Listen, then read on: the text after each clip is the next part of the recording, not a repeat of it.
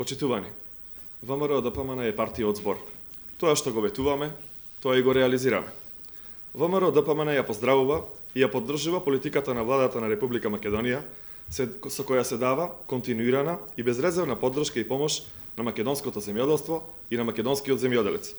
Ова е доказ дека луѓето можат да веруваат на ВМРО ДПМН и да почувствуваат дека сепак некој се грижи за земјоделците. Задоволни сме што во последните 2 недели македонските земјоделци добија голем дел од субвенциите што владата, предводена од ВМРО ДПМН, секоја година ги одвојува од буџетот на Република Македонија.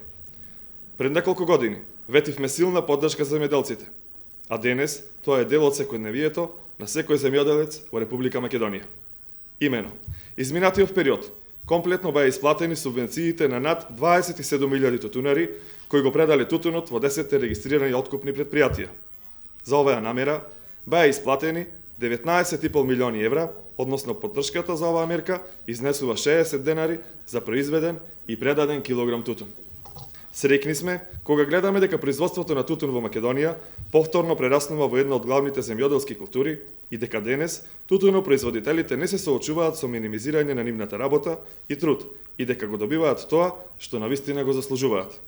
Исто така, владата предводена од ВМРО ДПМН преку Министерството за финансии дополнително исплати и 386 милиони денари субвенции за лозарите, 129,6 милиони денари субвенции за одгледување на овци, 77,6 милиони денари субвенции за одгледување на градинарски култури, 305 милиони денари субвенции за одгледување на полјоделски култури, како и последната исплата на субвенции кон земјоделците од 146,6 милиони денари за одржување површини со овошен насад.